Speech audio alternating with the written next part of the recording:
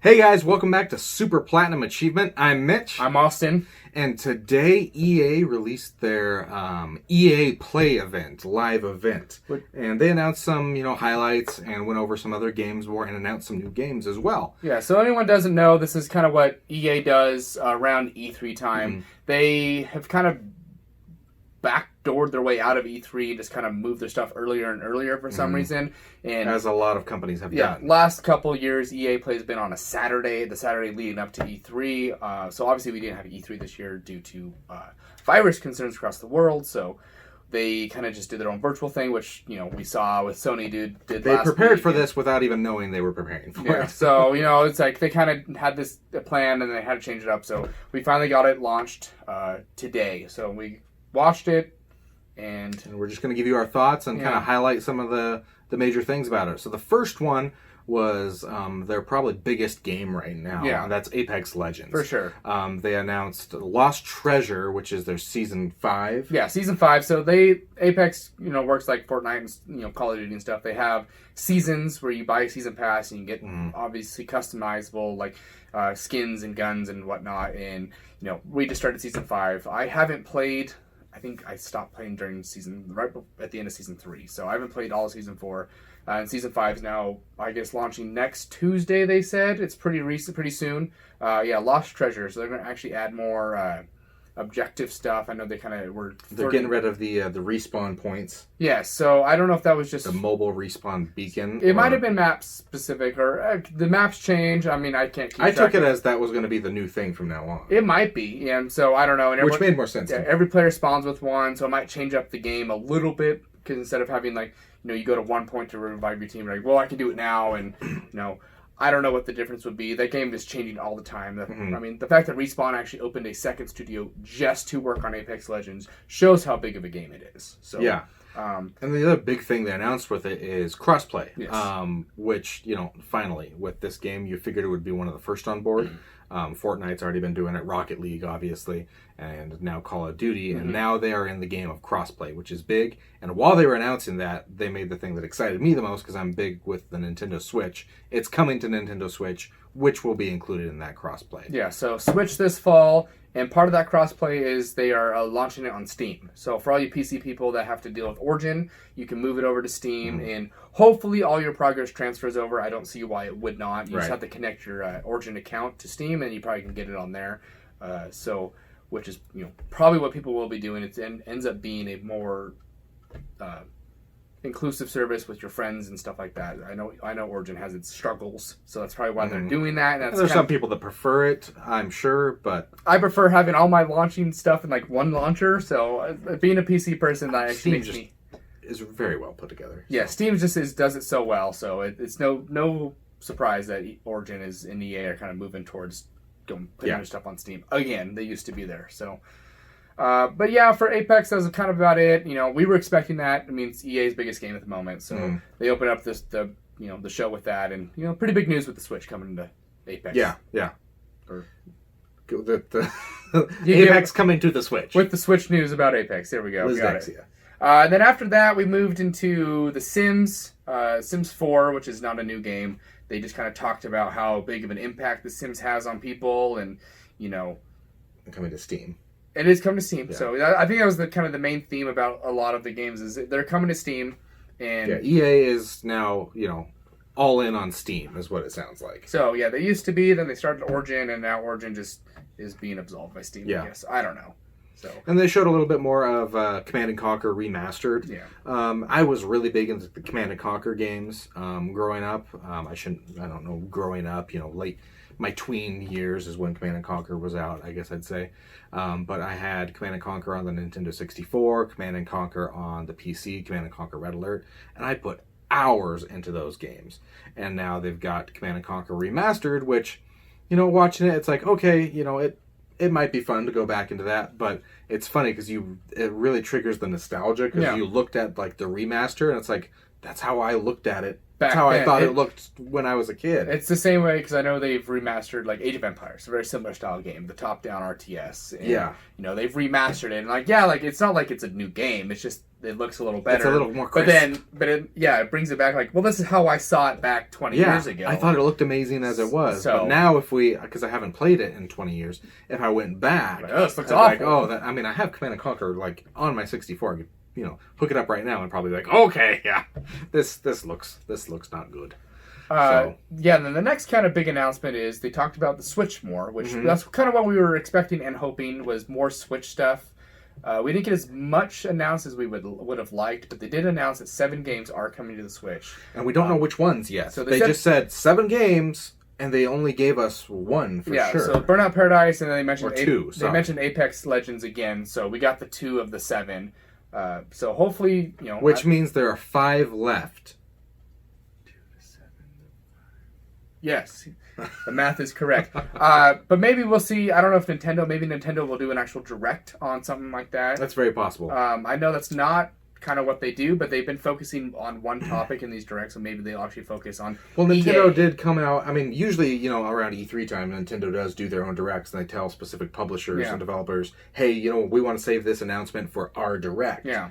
But they went out, like we said in one of our previous videos, they even went out and told developers, don't worry about big spoiler alerts because we're not planning on doing a direct for a while. So that means one of 2 things. Either they're not going to do one, or the direct they have planned is straight Nintendo IP, and that's it. Yeah. Like they're going to do Zelda, Metroid, Bayonetta, and all those just straight Nintendo ones. Because, as we know, Pokemon Snap was just announced, and that was a pretty big announcement, not to be in a Nintendo Direct. Just Game Freak doing their own and thing, we still might even get a direct on Pokemon Snap. Right, with some gameplay. But anyway, we digress. Nothing about that here in EA Play, unfortunately. Right, so right. I guess we'll just have to wait till we see what these next games are. We were hoping for, maybe another collection of, you were hoping Mass Effect or something in the style like that. That was a disappointment that we get. So we didn't get that, unfortunately, but maybe, because we've seen all these collections come to the Switch, so maybe we can get something like that. But another thing that always excites me is new games. Yes. I love seeing new games, seeing what they do, and these next 2 actually looked really good from EA Origins. Originals. EA Originals. So, EA Originals is kind of a new thing that they did where they kind of bought up some independent developers and didn't change with their developing process at all. Just said, do what you want. We'll give you our resources. Yeah, take our money and our resources. Make the games you want. We've gotten games like... which is a great move, in my opinion. We've gotten a couple good games. Like Unravel was one of that. I guess they've made 2 of those. Sea of Solitude. A Way Out. A Way Out. I mean, there've been some pretty good games come out of these EA Original Studios. So they showed off 2 brand new ones, and they look pretty cool so far. Yeah. One they talked about was by the studio Zoink.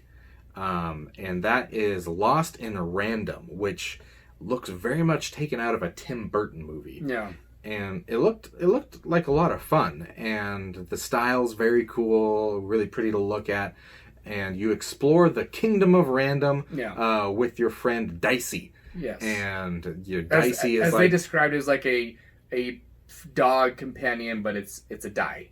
But it's like the anti-evil, because there's like this one dice that everybody knows about that decides the universe of random, and then there's another die that nobody really knows about, but it can decide things as well, and that's your companion Dicey. Yeah. So that game looked really good, and I'm excited to see more of it. It's kind of interesting. So I mean, definitely crazy in the art style. So we'll see how that goes. I think they're out of what do they say, Switzerland or something.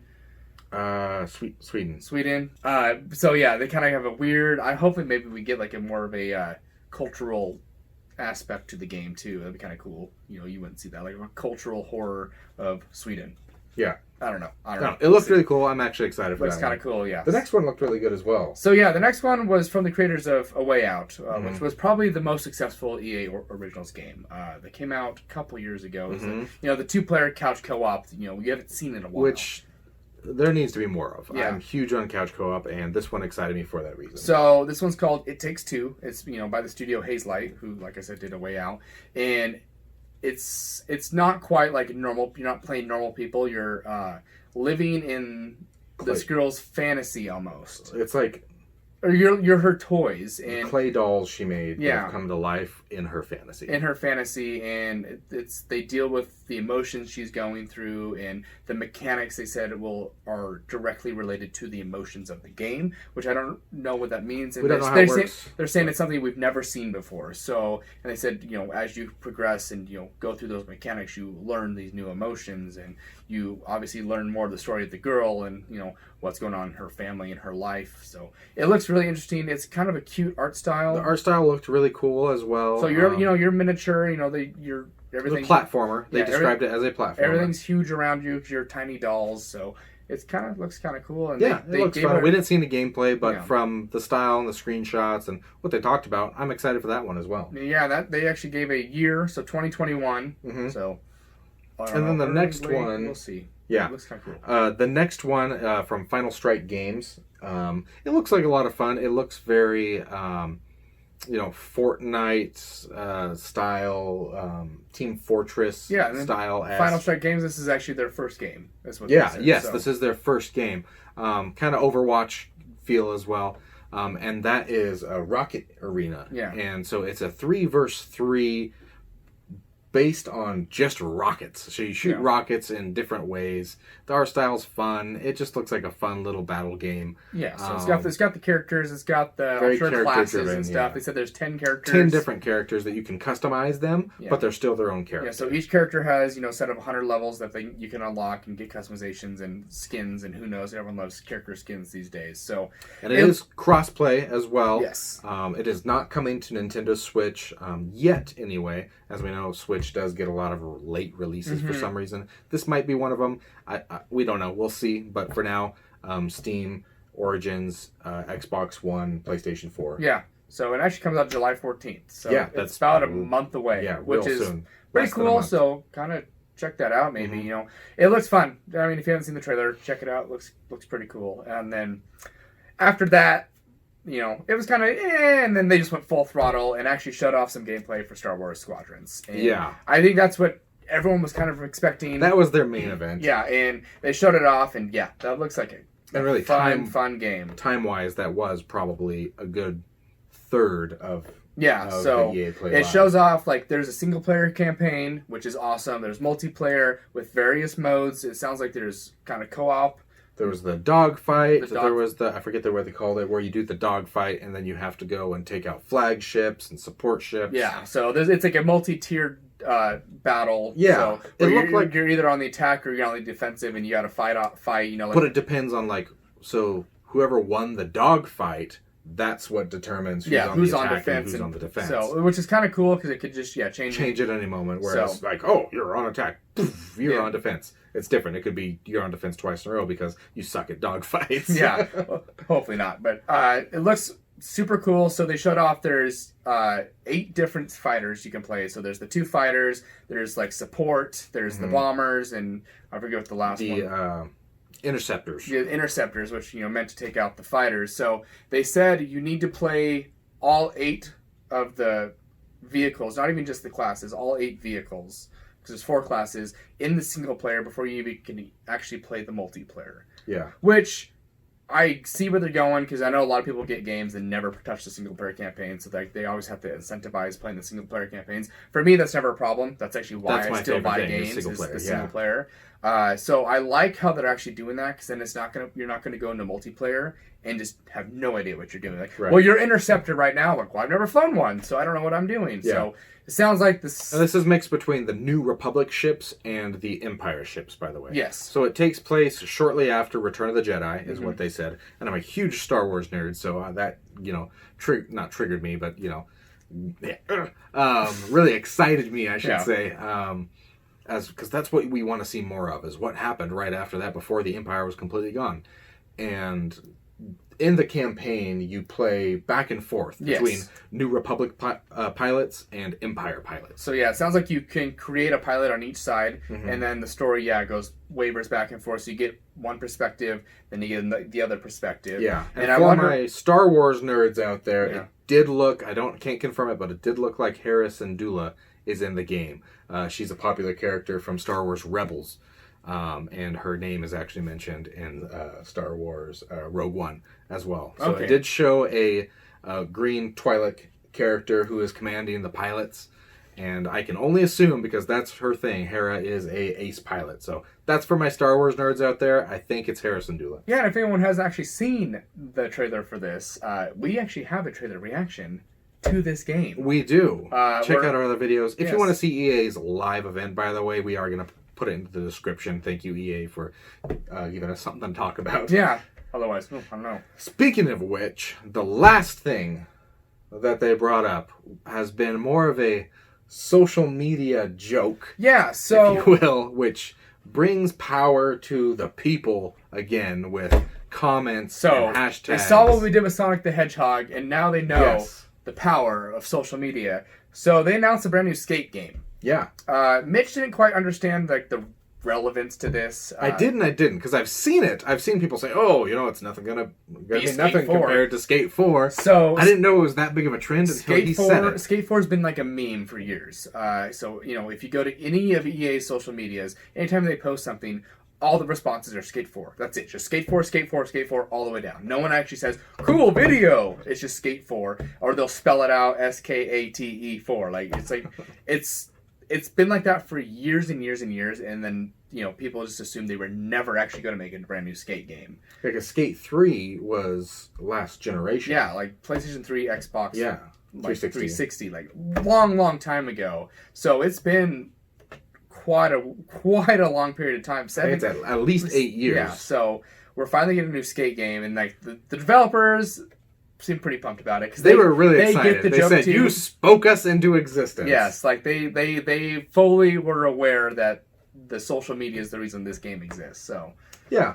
So all in all, there were some cool things mentioned in the EA Play Live. We were a little bit let down, to be honest with you. We were expecting some big Mass Effect trilogy kind of thing, or here's a big new IP, or hey, here's another Star Wars game we're working on. yeah, so they kind of teased a little bit of stuff. They're like, we can't really show everything we're working on right now, but instead of waiting a whole year, we'll kind of just show a little bit of what's in development currently. So we know this new Battlefield coming, and they're talking about the next-gen consoles are able to unlock this potential for these new games. So that's kind of what we're waiting for is these new consoles to launch. Then we're going to get a whole new lineup. So they kind of teased a little bit. We didn't really get much, unfortunately. Yeah. So overall, I think the EA Play was just kind of... It was there. It was average. it was them saying... It didn't feel like an E3 event. Yeah, it was mostly like, hey, we're still here, so... We're still making games. We got some fun stuff to tell you. Here's a little positivity in the world kind of thing. So it was enjoyable. Star Wars, always fun. If you want to see our reaction to the trailer, check out our other videos. Definitely check out all the other videos in the future. Make sure to like and subscribe. And we will see you in the future. Thanks again for stopping by on Super Platinum Achievement.